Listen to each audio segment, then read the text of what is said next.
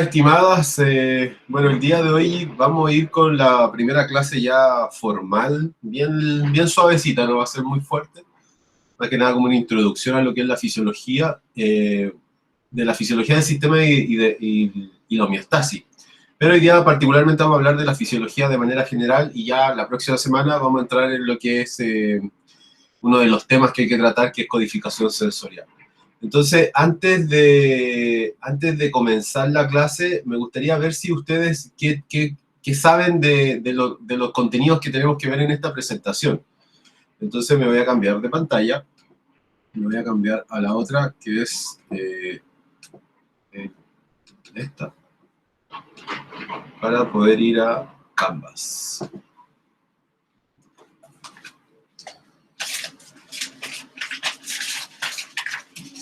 Entonces, la primera pregunta que les voy a hacer, y espero que puedan ustedes participar harto, bueno, lo primero es, ¿qué saben ustedes de la fisiología? Así como, principalmente lo de ahora es un ejercicio para reconocer qué es lo que saben y un poco para poder ir analizando y haciendo un diagnóstico de lo que poseen como información y qué no. ¿Qué entienden como fisiología ustedes? Ya, acá todo sirve. ¿Lo escucho? Profe, ¿Mm? yo lo que entiendo, lo había escuchado hace un tiempo y es parte de la biología, creo que era, y que se estudiaban de los órganos del ser vivo y el funcionamiento que tenía el ser vivo de sus órganos. Ya, vamos a ordenar, está bien, pero más ordenado sería, la fisiología es una ciencia que estudia el funcionamiento, disculpen mi letra, pero que escribo como en una tablet, es el funcionamiento de los órganos y sistemas, tanto de manera sola como de manera integrada, es decir, cómo funcionan varios sistemas que trabajan juntos o cómo trabajan de manera separada. Pero la fisiología es una ciencia que estudia el funcionamiento de los órganos y de los sistemas, ¿ya? Y esa es una definición bien correcta. Bueno, la siguiente es, ¿qué entienden por el concepto de homeostasis? Que de hecho es el título de la presentación. ¿Qué entienden por el concepto de homeostasis? Que no sea la yo cae de nuevo, sino ojalá sea otra compañera que diga algo. ¿Qué entienden ustedes por homeostasis?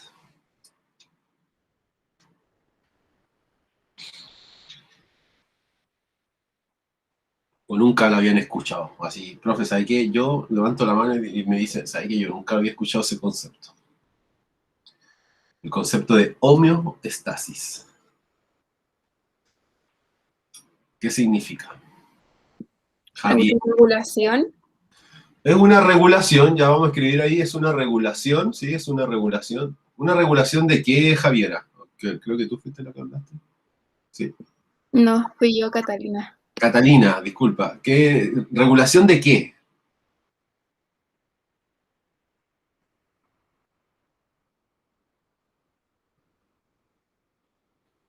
¿De la sangre? Ahí se me cruzaron los dos micrófonos, entonces no escuché ninguna. Dale, Javi, tú. ¿Se relaciona con la temperatura del cuerpo? Sí, la temperatura del cuerpo podría ser una de las variables a regular, pero hay muchas variables, entonces se relaciona con la temperatura, sí, pero eso es como bien lejos de lo que es la homeostasis. La regulación de la temperatura sería un ejemplo de homeostasis. Pero ¿qué regula? Yo un poco... ¿La sangre? ¿Los qué? ¿La sangre?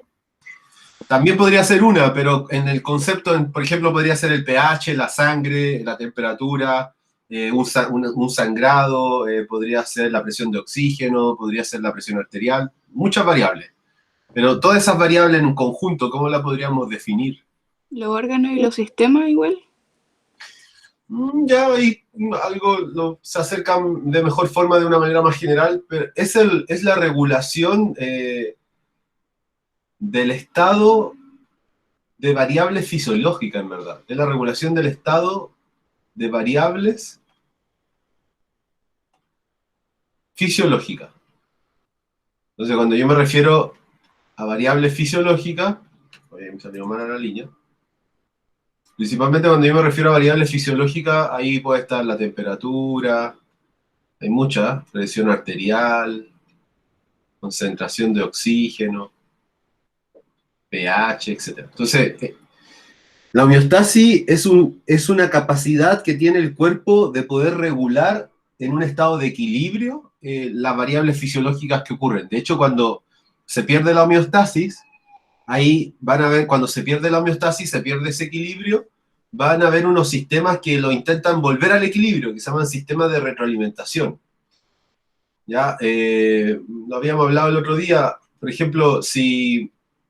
No lo hablamos con usted. Por ejemplo, si hace mucho calor afuera en la calle y yo salgo a la calle, va a aumentar la temperatura, ¿cierto? Pero, entonces, ¿qué forma tiene el cuerpo de poder volver a la temperatura normal? ¿Qué es lo que pasa cuando yo salgo a la calle en un día soleado y hace mucho calor? ¿Qué es lo que hace el cuerpo para regular la temperatura?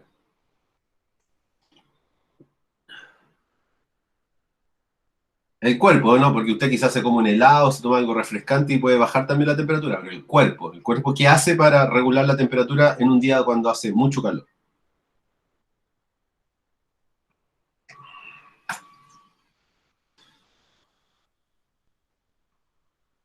Como respuesta al cambio de temperatura. ¿Suda? Suda, ¿cierto? Ya, entonces, cuando sudar es un sistema de retroalimentación, porque cuando hace calor, la temperatura se eleva y el sistema de retroalimentación para cambiar ese estado de aumento de temperatura vendría a ser sudar.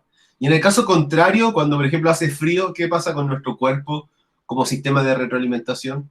¿Qué es lo que hace el cuerpo para volver a equilibrar la temperatura cuando está baja? Ahora es cuando hace frío. Tirita. Tiembla, ¿ya? En verdad, tirita no existe como concepto médico, pero tiembla, uno empieza a temblar, ¿ya? Entonces esos temblores generan un aumento de la temperatura, principalmente en la liberación de calor que genera el músculo por el temblor. Entonces, esa capacidad, bueno, la capacidad que tiene el organismo de poder mantener esas variables fisiológicas en equilibrio, eso se llama homeostasis. Y cuando estas variables fisiológicas se alteran, aumentan o disminuyen, hay sistemas de retroalimentación que lo pueden volver a la normalidad. Principalmente en el ejemplo del calor, cuando hace calor, nosotros sudamos, y cuando hace frío, para mantener la temperatura corporal, nosotros temblamos. Bueno, otro de los conceptos que quiero ver, ¿qué conocen? ¿Qué me pueden decir sobre la neurona? ¿Qué es la neurona? ¿Dónde está? ¿Qué es lo que hace? ¿Qué me pueden decir de la neurona?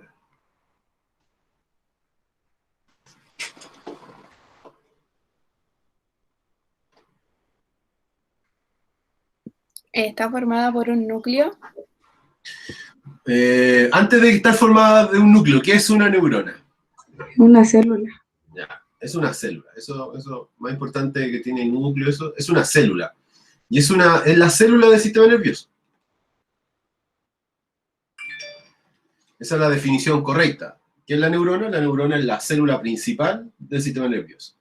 Ahora, ¿por qué parte está constituida? Porque en verdad tiene todas las partes de una célula común y corriente, como dijo la Catalina, tiene un núcleo, tiene citoplasma, tiene retículo endoplasmático, etc. Pero la neurona tiene 3 partes que son sus partes de ella, como célula nerviosa. ¿Saben cuáles son las partes de una neurona?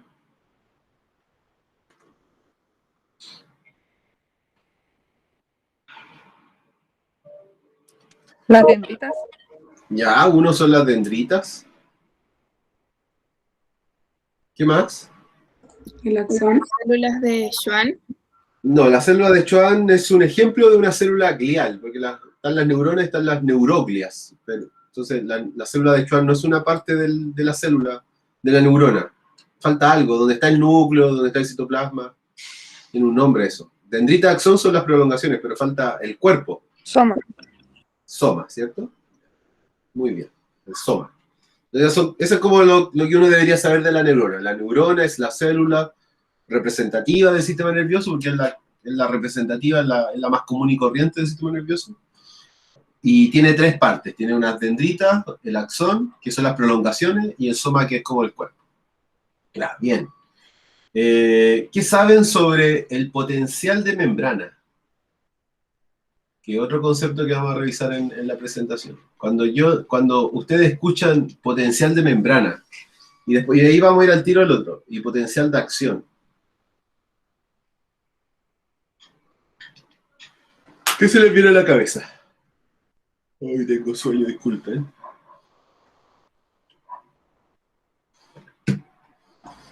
Lo que yo, profe, algo sé que era de separar, parece. Que ¿Cómo? separaba algo, ¿no? De Sí, separar. sí, tiene algo que ver con separar. Sí, tiene el término separar puede formar parte de la definición, pero la idea, ¿qué son los potenciales de membrana y qué son el potencial de acción? Ayer yo estoy haciendo clases vespertino de este ramo, entonces hice este mismo ejercicio ayer y esta fue la que más les costó, así que acá la ayudo yo. Bueno, ¿qué es el potencial de membrana y qué es el potencial de acción? Es una diferencia eléctrica. Es una diferencia eléctrica que hay entre el medio externo e interno de una neurona.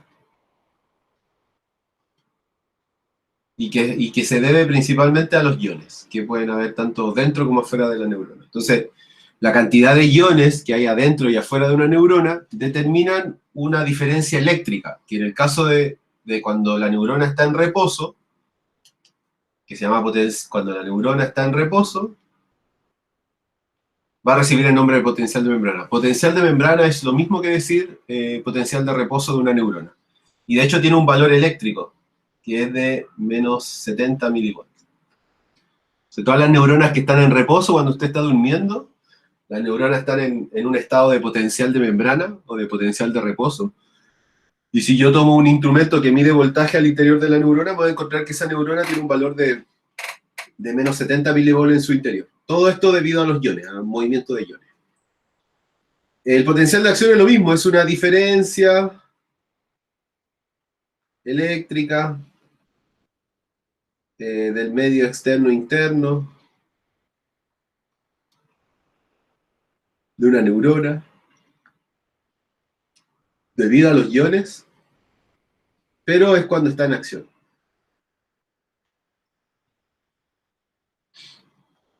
Y el valor que marca el voltímetro al interior de la neurona cuando la neurona está en acción es de más 30.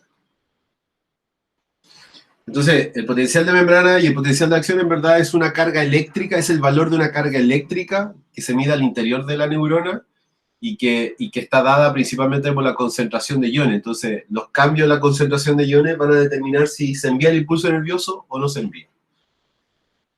Y el último con el que me voy era... y el último era contracción muscular. Entonces, ¿qué entienden por contracción muscular? Yo acá ayer, para ayudar a las alumnas, le dije, ¿conocen los 3 tipos de tejido muscular? ¿Cuáles son los 3 tejidos muscular? ¿Qué músculo hay de 3 tipos? ¿Cuáles son esos 3 tipos? ¿Liso? Ya está el liso. ¿Cuál más está? Andy.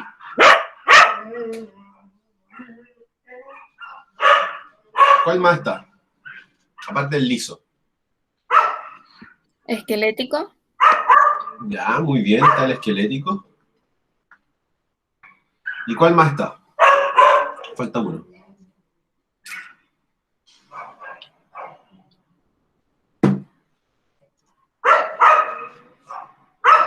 Uno que está acá, cuando uno está enamorado. Cardíaco. El cardíaco. Entonces, cuando hablamos de contracción muscular, es la contracción de estos tipos de músculos. Desde el punto de vista, bueno, ¿dónde está cada uno de esos? ¿Dónde está ubicado la musculatura lisa? ¿En qué parte del cuerpo yo puedo encontrar musculatura lisa?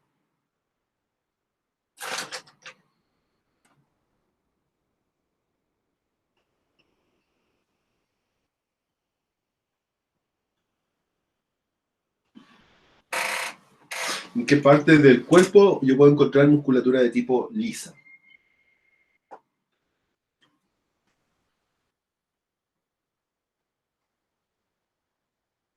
¿O dónde puedo encontrar esquelética y dónde puedo encontrar cardíaca? Bueno, cardíaca es fácil, la musculatura cardíaca la encuentro en el corazón.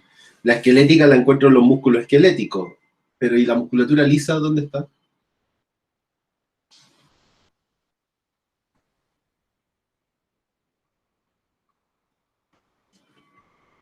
Bueno, la musculatura lisa principalmente está en las vísceras, ¿ya? Para avanzar.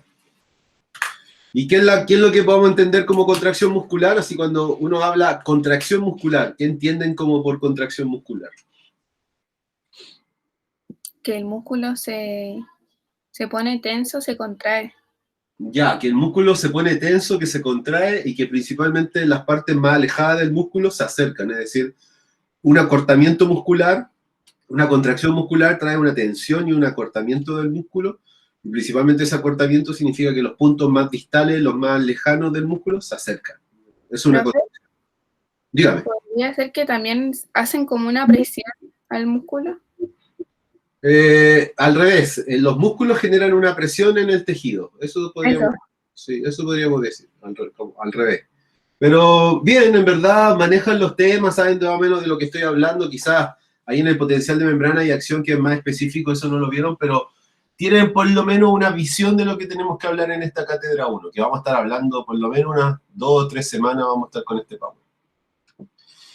Entonces, me voy a mojar la cara porque les juro que ya me muero de sueño y le vamos Profe, a la cátedra. Diana, dígame. ¿el PowerPoint lo puede mandar por correo? Porque no tienen acceso todavía al... No, o ¿Qué? sea, a mí no me sale inscrito todavía fisiología. Mira, yo en verdad tengo hartas cosas que hacer. ¿Le podrías pedir a una compañera que lo descargue y te lo mandara? Porque en verdad yo tengo que hacer un montón de otras cosas. O sea, a mí como profe solamente me corresponde cargarlo al aula virtual. Entonces, pídeselo a alguien que lo pueda descargar y que te lo mande, porque lo puede mandar hasta por WhatsApp. Pero o si no, porque la otra alternativa es que tú me mandes un correo a mí solicitando el Power y ahí yo cuando vea todos los correos el fin de semana y lo responda, te lo mando. Pero no me pidas, profe, me voy a mandar un correo porque de seguro a mí se me va a olvidar. Entonces, te encargo eso. Tú mándame un correo a mí pidiendo el PowerPoint y yo te lo mando. Entonces, porque yo el fin de semana voy a ver todos los correos electrónicos, tengo que responder harto. Así que te encargo eso, pero no me pida a mí, profe, ¿puede usted mandar un correo? Porque en verdad se me va a olvidar.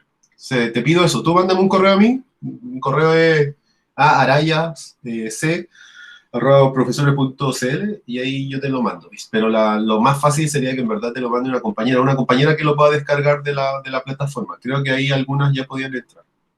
Ya, espérenme un poquito para mojarme la cara y vengo al tiro para partir con el Power. Es cortito lo que vamos a ver hoy día.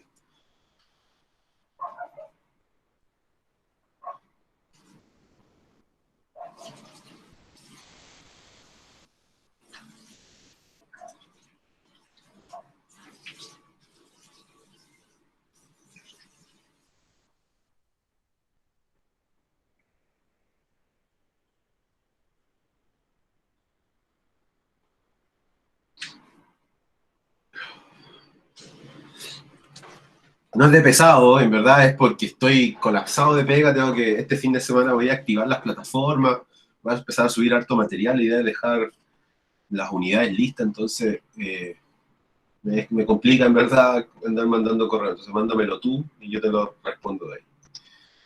Bueno, hoy día lo que tenemos que ver es principalmente la introducción de este Power, es lo que vamos a hablar hoy, en este rato. En verdad creo que están bien situadas, por lo menos conocen algunos conceptos que van a estar presentes en el Power, de manera general obviamente, porque, o sea, ustedes como manera general, yo obviamente en la presentación mucho más específico, pero muy bien en verdad, tienen una base donde estar de pie para escuchar esta clase. Bueno, lo primero es un proverbio de Albert Einstein y que un poco dice en relación al ejercicio que acabamos de hacer recién. Muchas de las ideas fundamentales de la ciencia se pueden explicar de manera sencilla, se pueden describir y explicar de manera sencilla y con un lenguaje obviamente que corresponda, que sea comprensible para todos. Y es un poco lo que hicieron recién, o sea, me explicaron que era una contracción muscular, me explicaron lo que era la homeostasis, me explicaron lo que era la fisiología, y con un lenguaje que era bastante simple, pero el concepto y la idea estaba entregado. Así que yo me quedo con algunos proverbios de los genios, y él decía eso, él decía que las cosas más complejas del universo también se pueden explicar de una manera sencilla en la medida que uno tenga el lenguaje para poder hacerlo. Bueno, la unidad de competencia de esta unidad 1 y 2, porque al final este power es 1, pero es de las dos unidades, de la unidad 1 y 2. Acá se mezcla la fisiología del sistema nervioso con la homeostasis porque están muy correlacionados. Entonces la unidad de competencia corresponde principalmente a que podamos describir cuáles son las funciones de los distintos sistemas de órganos, particularmente en esta unidad 1 del sistema nervioso, y cómo es posible el funcionamiento de ese sistema junto con sus órganos, tanto de manera aislada, sola, como de manera integrada con otros sistemas, como por ejemplo el endocrino o el muscular. Recuerden que, bueno, lo que yo hice el año pasado, hice 4 pruebas al final. Hice 4 pruebas. Yo le había dicho en el programa que eran 3. Ahí tengo que, este fin de semana igual voy a meterme a revisar cuáles son los porcentajes de la que colocó Rosa en la plataforma, y en base a esos datos que estén en la plataforma voy a adecuar ahí los porcentajes. Pero por lo menos el año pasado, cuando hice el ramo, fue este power nomás, de hecho. La cátedra 1 completa era una prueba. Bueno, el fascinante recorrido por conocer cómo funciona el cuerpo humano comienza siempre con una visión global de 4 ciencias, que son la biología, la histología, la anatomía y la fisiología. Particularmente hoy día, y durante todo este semestre, nosotros lo que vamos a ver es fisiología. Y la fisiología, tal como lo respondieron ustedes, es el funcionamiento de los órganos y sistemas, el funcionamiento normal de los órganos y los sistemas, porque después hay un ramo que se llama fisiopatología, y que explica la fisiología alterada de cuando ocurre una enfermedad. Bueno, también hay otras ramas que analizan el cuerpo humano y las propiedades de todos los seres vivos, pero estas 4 son las más importantes. Es decir, la fisiología es una de las ramas, de las asignaturas angulares en el conocimiento del cuerpo. Es una rama, la fisiología, entonces, como habían dicho ustedes, es una ciencia que estudia las funciones de los órganos y sistemas corporales. Es una rama, en verdad, de la biología, pero la fisiología como en sí tiene también ramas. De hecho, ustedes pudiesen, si quisiesen, podrían estudiar un magíster o un máster o un doctorado en un área específica de la fisiología, como son las que están acá. Entonces tenemos la neurofisiología, la endocrinología, la fisiología cardiovascular, la fisiología inmunológica, tenemos la fisiología respiratoria, la renal, la del ejercicio y la fisiopatología.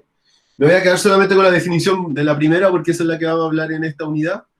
La fisiología que es neurofisiológica es aquella fisiología que se preocupa de las funciones de las células nerviosas, es decir, cómo las células nerviosas son capaces de poder transmitir información y principalmente capaz de transmitir impulso nervioso, que al final es corriente, en verdad. Entonces, el cuerpo humano, para poder mantener su estado de salud mantenido en el tiempo, tiene sistemas para mantener las variables fisiológicas de manera equilibrada, y ese concepto se llama homeostasis. Homeostasis es principalmente el equilibrio interno que tiene un organismo respecto a lo que sucede externamente. Como le explicaba antes, la homeostasis, por ejemplo, regula la temperatura corporal, entonces frente a una situación de mucho calor, nosotros empezamos a sudar porque esa es la forma que tiene el sistema de poder equilibrarlo. Después, por el otro lado, tenemos cuando hace frío que nos colocamos a temblar, que sería la otra forma cuando la variable va hacia el otro lado de su cambio. Entonces, eso, la homeostasis, al fin y al cabo, es re importante porque nos mantiene sanos y nos mantiene con las variables fisiológicas en equilibrio. Y en verdad es de alguna manera un sistema no sé si de defensa, pero es un sistema que nos permite de alguna manera, que nos permite de alguna u otra manera de poder mantener nuestro estado de salud. De hecho, los sistemas que modifican la variable, tal como le decía recién, ya si hace calor sudamos, si hace frío temblamos, esos sistemas de retroalimentación se llaman positivo o negativo si es que estimulan el efecto de lo que está ocurriendo o lo disminuyen. Principalmente la retroalimentación negativa, que es la más característica del cuerpo humano, disminuye la actividad de algo. Si me empieza a aumentar la temperatura, el cuerpo tiene formas para bajarla. Entonces es un sistema de retroalimentación negativo, porque hace un cambio en el efecto hacia abajo. Y en tanto, la retroalimentación positiva es aquello que estimula que el efecto ocurra. De hecho, un ejemplo de retroalimentación positiva es cuando las mujeres dan de amamantar a los niños o a las niñas, a los recién nacidos. Porque la boca del bebé, posicionada en el pezón de la glándula mamaria, estimula la secreción de leche desde la glándula mamaria, es decir, cada vez que el bebé hace contacto de su boca con el pezón de la mamila, lo que va a ocurrir ahí es particularmente que se estimula que la leche se produzca más, es decir, el estímulo del bebé posicionado en esa zona hace que la producción de leche sea mayor. Entonces es un efecto de retroalimentación positiva, porque el estímulo genera un efecto mayor. En una retroalimentación negativa, el estímulo genera un cambio de modificación hacia abajo, hacia negativo de esa situación. Aumenta la temperatura, me pongo a sudar para que la temperatura vuelva a su normalidad. Pero en el caso del ejemplo que les da de amamantar, el niño posiciona la boca en el pezón y eso genera que haya más estimulación de producción de leche. Entonces lo aumenta, el otro lo disminuye. Bueno, nosotros en todo el semestre vamos a estudiar los 11 sistemas corporales, y los 11 sistemas corporales son los que están escritos ahí. Está el tegumentario, que principalmente el tegumentario es el de la piel. Está el esquelético, el muscular, el nervioso, que es el que vamos a hablar en esta cátedra, el endocrino, el linfático e inmunitario, el cardiovascular, el respiratorio, el digestivo, el urinario y el reproductor.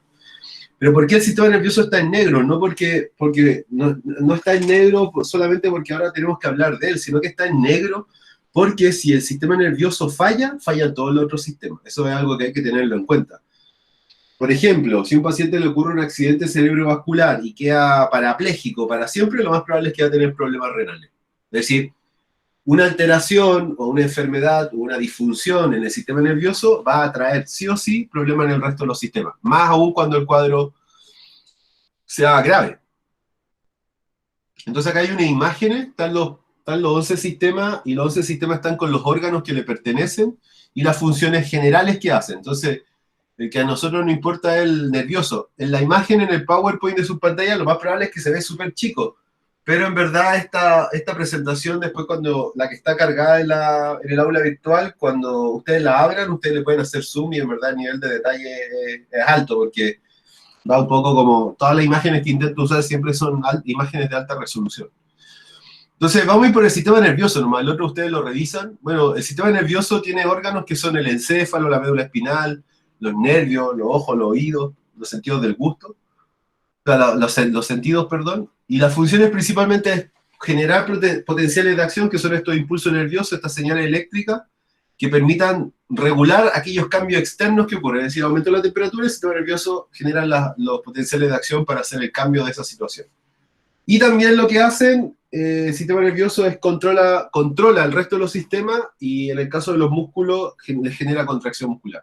El músculo en verdad no se contrae por sí solo, sino que para que un músculo pueda contraerse necesita el estímulo nervioso proveniente del cerebro, de la médula espinal. Así que revisen eso, cuáles son los órganos que conforman el sistema, y obviamente también vean después las funciones.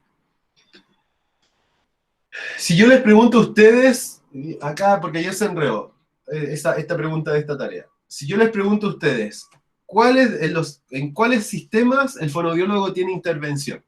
Porque no en todos los sistemas tiene intervención el fonoaudiólogo. Por ejemplo, en el aparato reproductor, yo todavía no conozco una fonoaudióloga que se dedica a algo con el aparato reproductor. Entonces, ¿cuáles son los sistemas donde el fonoaudiólogo está mayormente involucrado o está dentro de esa área? ¿Cuál dirían ustedes? Que están estudiando ya. En el digestivo. ¿Perdón? En el digestivo. En el digestivo, sí, el digestivo sería uno, porque ustedes ven todo el tema de la deglución, del paso del alimento desde la boca al estómago. Muy bien, Paula. ¿Qué más? ¿Cuál otro ustedes creen que tienen injerencia? Respiratorio. El respiratorio, principalmente porque todo el tema de la fonación se realiza a través de la respiración. ¿Cuál otro? Respiratorio, me dijeron, digestivo, vamos bien. ¿Qué otro sistema? Ustedes tienen así un trabajo, realizan algo como fonoaudiólogos. ¿O son esos dos nomás que nombraron las compañeras? El digestivo. Muscular. El muscular, porque de hecho muchos de los músculos del cual ustedes trabajan, que son los músculos del cuello, y son los músculos de la cara, y principalmente los de deglución y masticación, son músculos esqueléticos. De hecho, la lengua es mitad visceral y mitad esquelética, entonces también tienen una injerencia ahí. ¿Y el otro? ¿Algún otro más? Me dijeron el respiratorio, el digestivo, el muscular. ¿Y cuál más quedaría? Yo creo que hay uno más donde tienen injerencia ustedes. Nervioso. ¿El sistema nervioso? El sistema nervioso, obvio, ¿cierto? Cuando le llega un paciente con algún daño cerebral o alguna patología de tipo nerviosa, el problema se sabe que es el sistema nervioso. Entonces, ojo, porque yo los otros sistemas que nombramos, los vamos a ver más generales, y en esos 4 sistemas vamos a entrar más al detalle, porque la idea es un poco que ustedes se vayan reconociendo también como en qué área de profesionales se pueden dedicar. Entonces, por ejemplo, cuando hablemos del sistema linfático, inmunitario, o quizás del urinario o reproductor, lo vamos a hacer de una manera más general, pero donde nos vamos a meter en el detalle es particularmente en aquellos 4 que nombraron: digestivo, respiratorio, cardiovascular, porque ¿saben por qué cardiovascular? Porque la mayoría de la población chilena tiene problemas cardiovasculares, así que hay que tenerlo siempre en cuenta cuando vemos pacientes. Pero y obviamente el sistema muscular y el nervioso son los que están involucrados. El sistema muscular lo vamos a ver, de hecho, también acá, en esta cátedra, porque hay una parte donde hablamos de la contracción muscular, entonces ahí vamos a hablar un poco de los músculos. Le encargo ahí, yo lo que les recomiendo, vean la presentación, ¿sí? Y ven esto. Entonces, un poco de introducción del sistema nervioso, porque es poquito, de hecho, quedan 4 diapositivas para hoy día cerrar la clase. Hoy día, esta semana, es piola. El sistema nervioso es uno de los sistemas más complejos y versátiles que hay. De hecho, ya se le expliqué por qué es complejo. Si el sistema nervioso falla, fallan todos los otros sistemas, porque el sistema nervioso es el que controla al resto. Y es versátil porque tiene una capacidad de respuesta así múltiple. Frente a un estímulo podemos responder de muchas formas. Cada pensamiento, cada emoción, cada acción es el resultado de la actividad de este sistema, y al ser así, yo les podría decir a ustedes que, al fin y al cabo, ustedes como persona, su conducta, su personalidad, la forma en cómo se mueven, los tipos de emociones que de alguna manera pueden sentir, no sé, si quizás como mujeres son más liberales y son, no sé, más entretenidas y divertidas, o quizás si son más apáticas y les gusta más lo privado, eso al final está determinado por el sistema nervioso. Hay un autor que a mí me gusta mucho, que es un gringo, un gringo japonés, que él habla: si a nosotros nos quisieran guardar a nosotros como personas, a nosotros nos deberían sacar la información del sistema nervioso, porque el sistema nervioso, al fin y al cabo, es donde estamos nosotros guardados, nuestra forma de ser. No es el código genético. El código genético en verdad es el envase de la forma en cómo somos nosotros. Que tengamos 2 ojos, una nariz, una boca, ojos claros, ojos oscuros, más alto, más chico, pelo negro, pelo rubio, etc. Eso está determinado por el código genético, por esa variabilidad genética entregada por el papá y la mamá. Pero lo que somos realmente nosotros es el sistema nervioso. Las conductas que ustedes tienen son provenientes del sistema nervioso. Entonces, es importante eso: cada pensamiento, cada emoción nace de este sistema. Y lo otro es que este sistema está encargado de recibir estímulos. Principalmente lo que hace el sistema nervioso es que capta estímulos tanto externos e internos. Y acá ya empezamos a entrar con conceptos, y el primer concepto que les voy a escribir es el que está ahí entre paréntesis: esterocepción, enterocepción. Son conceptos que son súper importantes que los vayan acuñando, porque la esterocepción principalmente corresponde a todo lo que puede sentir el sistema nervioso de aquellos estímulos provenientes del medio externo. Y la enterocepción son todos aquellos estímulos provenientes del medio interno, dentro de nuestro cuerpo. Entonces voy a ir por lo externo: el frío, el calor, el tacto, el gusto, la visión, la audición. Esos son estímulos externos que son captados por algunos órganos del sistema nervioso o corporales, y que lo podemos sentir. Pero ¿qué podemos sentir internamente? Por ejemplo, las emociones son una sensación interna. Lo que usted siente como emoción, cuando está enojado, con rabia, o está agradecido o feliz, eso son sensaciones internas. Las emociones son una sensación interna. Pero ¿qué otra sensación interna ustedes me podrían ejemplificar? Algo interno. Que eso cuesta más de repente. Lo externo es más fácil. Lo externo son los sentidos: visión, audición, tacto, gusto, olfato. Pero lo interno, ¿qué ejemplo de estímulo interno nosotros sentimos? Les dije uno: las emociones. ¿Qué más sentimos? ¿Qué más somos capaces de sentir internamente?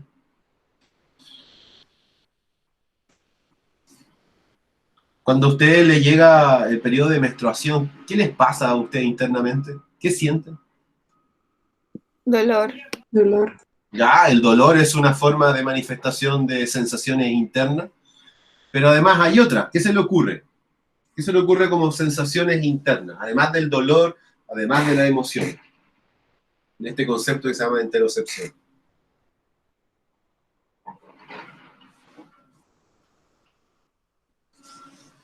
¿Qué me podrían decir?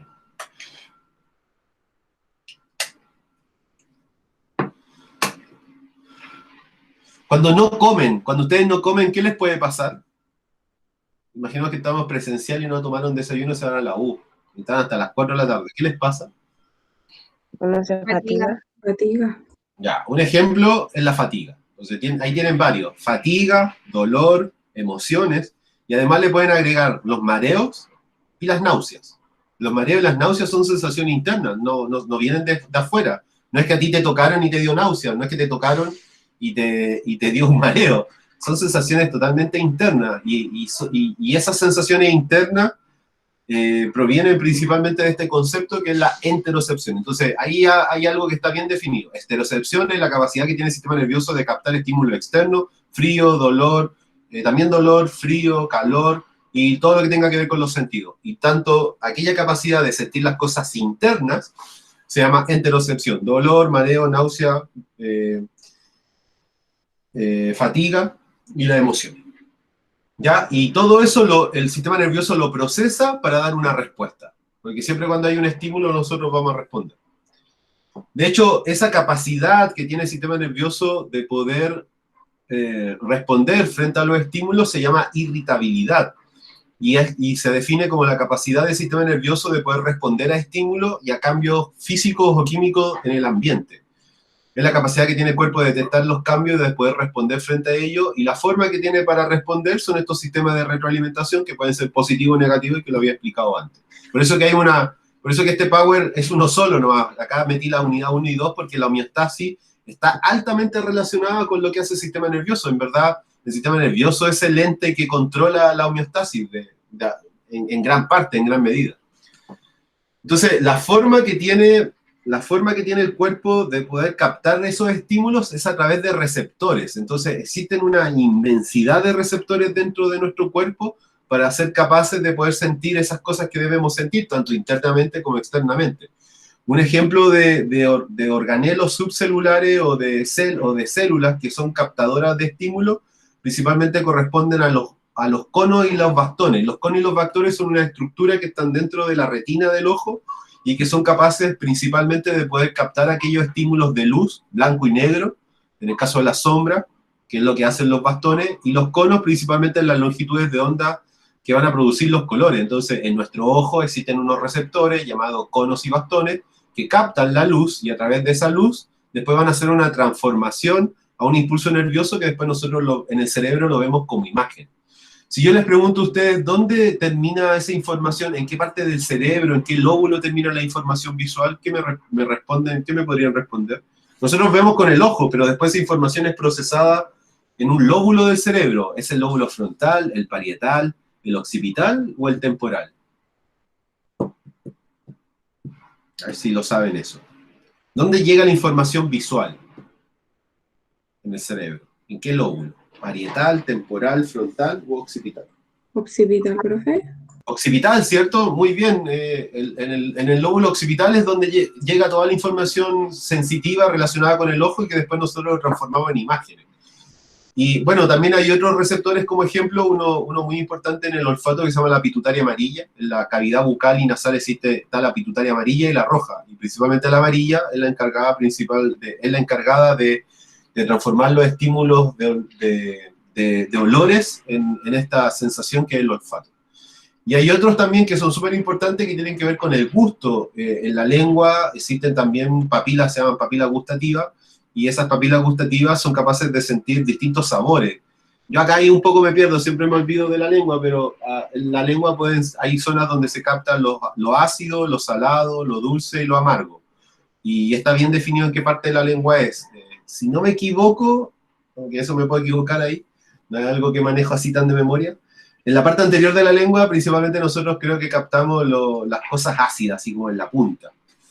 Vamos a buscar una foto de las papilas gustativas que siempre se me olvida. Papilas gustativas, lengua. Acá está, ¿ven? Ahí lo encontré.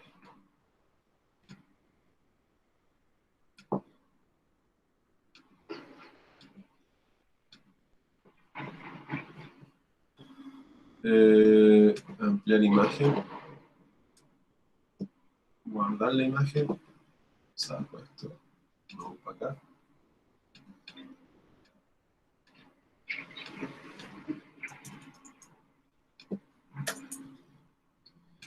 En la lengua nosotros igual captamos, en la lengua nosotros captamos ciertos sabores, entonces me había equivocado, ver los ácidos a los lados y posterior. Entonces todo lo que es dulce se capta principalmente en la punta de la lengua, todo lo que es salado como lateral, atrás está lo amargo, y atrás, a lateral de la lengua, está lo ácido. ¿Ya? Entonces ahí existen receptores que captan estos estímulos. Y un ejemplo, para un poco terminar ya la idea de la irritabilidad de la respuesta, es lo que yo le había dicho del calor. Cuando aumenta la temperatura, nosotros somos capaces de tener sistemas de retroalimentación que la pueden disminuir o aumentar. Principalmente la temperatura se puede disminuir o aumentar, pero siempre en búsqueda del equilibrio, de esa temperatura promedio que es 37 o 36 grados Celsius, dependiendo de dónde la tomemos.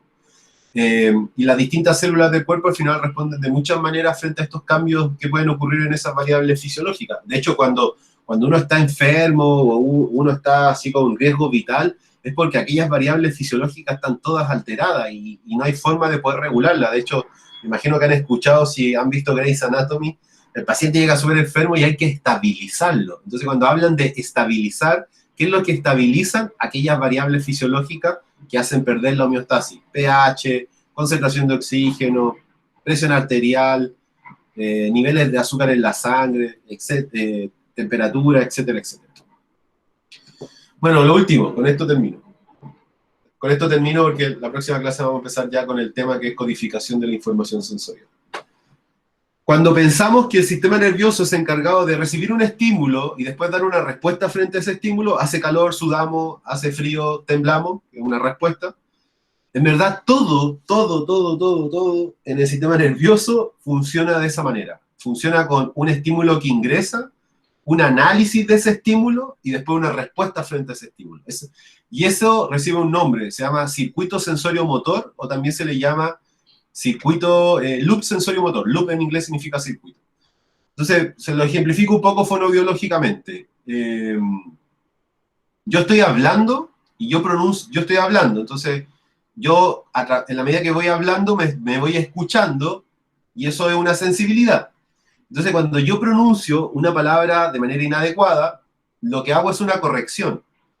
Entonces, yo hablo, me escucho como hablo, y mi sistema nervioso está tanto sintiendo y ejecutando a la misma vez, porque esto ocurre de manera instantánea, está sintiendo y ejecutando, y ahí hay un circuito. Entonces, a la medida que yo me escucho pronunciando mal, lo corrijo. Otro ejemplo, asociado a la fonoaudiología, podría ser en torno a la respiración. Imaginemos a alguien que está cantando, los procesos de respiración tienen que ser distintos si es que queremos llegar a una nota más alta o queremos llegar a una nota más baja, si es que el tipo es un tenor pensemos ahí, de un teatro o de una orquesta. Entonces, el loop sensorio-motor siempre toda la información que recibe el sistema nervioso siempre parte desde lo sensitivo. Yo capto algo sensitivo, lo analizo y luego genero una respuesta.